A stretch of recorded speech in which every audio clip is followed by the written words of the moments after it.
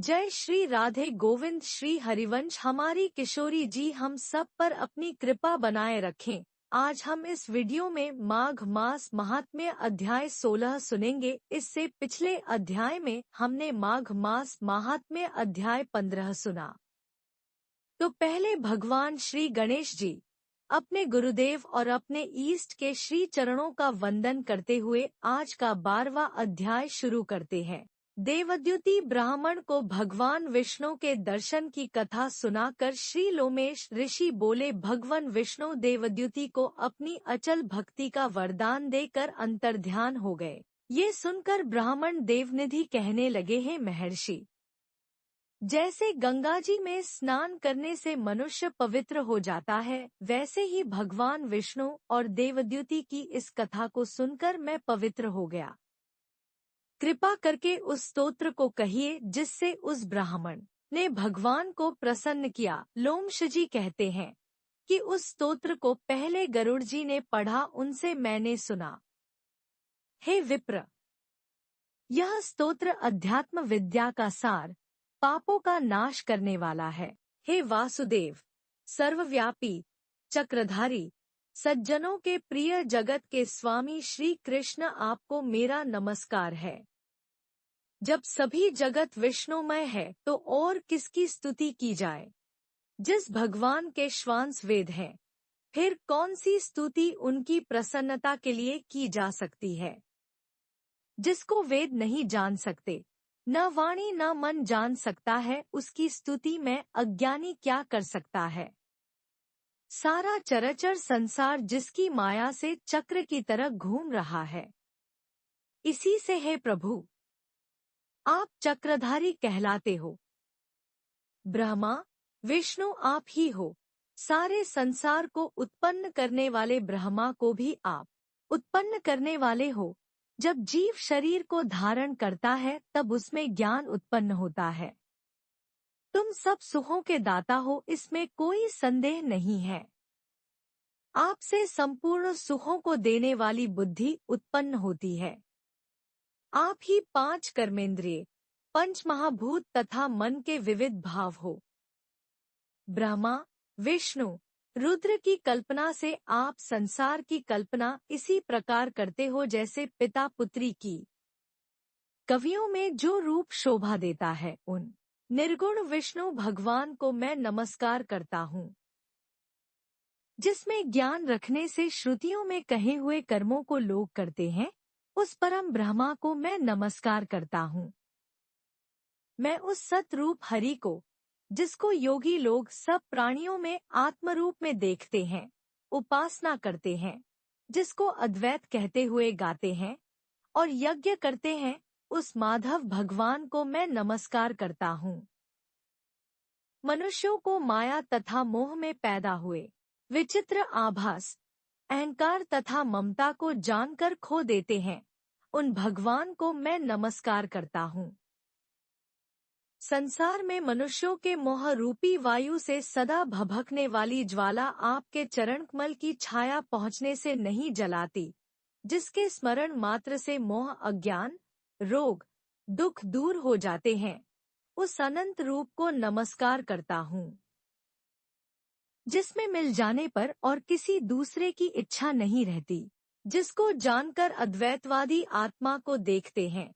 यदि विष्णु शब्द का अर्थ और उसके विषय का ज्ञान एक ही होता तो इस सत्य से हे माधव, इस संसार की माया में फंसकर तेरे ही ध्यान में रत रहता। यदि वेदांत दर्शन में भगवान सारे संसार में व्याप्त हैं, तो इसी सत्य से भगवान में मेरी निर्विघ्न भक्ति हो। जो बीज नहीं है तो भी बिना बीज के स्वयं विद्यमान है, सो वह विष्णु भगवान रूप रंग से हमारे बीज के टुकड़े टुकड़े को जो सृष्टि, स्थिति तथा लय के लिए ब्रह्मा विष्णु महेश 3 रूप धारण करते हैं और कार्य में सत, रज और तम इन तीनों गुणों में विद्यमान है, वह भगवान मुझ पर प्रसन्न हो। जो देवताओं की प्रार्थना पर अवतार धारण करते हैं, वो भगवान मुझ पर प्रसन्न हो। जो प्राणियों के हृदय रूपी मंदिर में निर्मल देव वास करते हैं, वह भगवान मुझ पर प्रसन्न हो। जो अविद्यापूर्ण संसार का त्याग करता है, जगन्मय आप हो। आपका बनाया हुआ विश्व आनंद करता है, आपके त्याग करने पर अपवित्र हो जाता है। उसका साथ करने पर भी तुम बिना साथ के बने रहते हो। विकार रहित जिनके चारवाक पंचभूत योग से पैदा हुआ चैतन्य मानते हुए उपासना करते हैं। जैन लोग आपको शरीर का परिणाम मानते हैं और सांख्यवादी तुम्ही को प्रकृति से पर पुरुष मानकर ध्यान करते हैं। जन्म इत्यादि से रहित चैतन्य रूप सदा आनंद स्वरूप उपनिषद जिसकी महिमा गाते हैं। आकाश आदि पंच महाभूत देह, मन, बुद्धि, इंद्रिया सब कुछ तुम ही हो, तुमसे अलग और कुछ नहीं। तुम ही सब प्राणियों को उत्पन्न करने वाले हो और मुझको शरण देने वाले हो।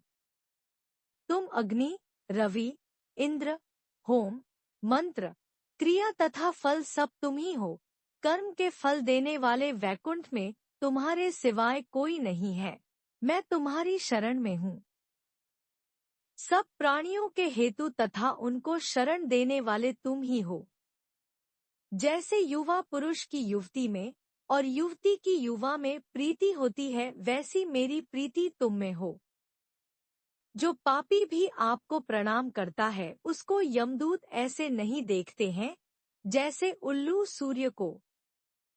प्रत्येक पाप मनुष्य को उस समय तक ही सुख देते हैं जब तक वह आपके चरण कमलों का सहारा नहीं लेता, जिसको गुण, जाति तथा धर्म को स्पर्श नहीं कर सकते तथा गतियां भी स्पर्श नहीं करती, जो इंद्रियों के वशीभूत नहीं हैं, जिनका बड़े बड़े मुनि लोग साक्षात नहीं कर सकते, उन भगवान को मैं नमस्कार करता हूँ।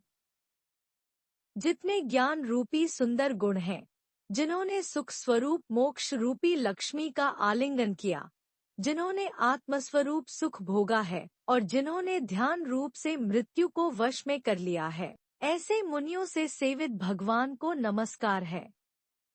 जो जन्मादि से अलग हैं, जिनको काम, क्रोध आदि दोष दुख नहीं देते, उन वासुदेव भगवान को मैं नमस्कार करता हूँ। जिनके ज्ञान की गति से अविद्या रूपी मल शुद्ध हो जाता है, जिनके ज्ञान रूपी शस्त्र से संसार रूपी शत्रु का नाश हो जाता है, उन दुखों के नाश करने वाले को मैं नमस्कार करता हूँ। जिस प्रकार सब स्थावर जंगम संसार को उत्पन्न करते हैं, इसी सत्य से भगवान मुझको दर्शन दे। इस प्रकार उसकी सच्ची भक्ति देखकर भगवान ने प्रसन्न होकर उस ब्राह्मण को दर्शन दिए और ब्राह्मण की स्तुति से प्रसन्न होकर तथा उसको वरदान देकर भगवान अंतर्ध्यान हो गए और वह ब्राह्मण कृतकृत्य होकर भगवान में लीन हो गया और शिष्यों के साथ स्तोत्र पढ़ता हुआ तपोवन में रहने लगा। जो कोई इस स्तोत्र को पढ़ता अथवा सुनता है, उसकी बुद्धि पाप में नहीं लगती और न ही बुरा फल देखता है। इसके कीर्तन से मनुष्यों की बुद्धि, मन तथा इंद्रियां स्वस्थ होती हैं। जो भक्तिपूर्वक इसके अर्थ को विचार कर इसका जप करता है, वह वैष्णव पद को प्राप्त होता है। इसके सदैव पढ़ने से मनवांछित कार्य सिद्ध हो जाते हैं। मनुष्य सुपुत्र पाता है तथा धन, पराक्रम और चिरायु प्राप्त करता है। इसके पाठ से बुद्धि, धन, यश, कीर्ति, ज्ञान तथा धर्म बढ़ते हैं। दुष्ट ग्रहों की शांति होती है। यह व्याधियों व अनिष्टों को दूर करता है, दुर्गति से तारता है।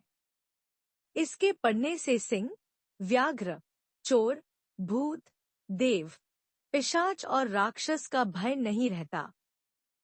जो भगवान का पूजन करके इस स्तोत्र को पढ़ता है, वह पापों से ऐसे ही अलग रहता है जैसे जल पंख से कमल। जो इस स्तोत्र को 1 काल, 2 काल या 3 काल पढ़ता है, वह अक्षय फल प्राप्त करता है। जो मनुष्य प्रातःकाल इस स्तोत्र का पाठ करता है, वह इस लोक और परलोक में अक्षय सुख पाता है।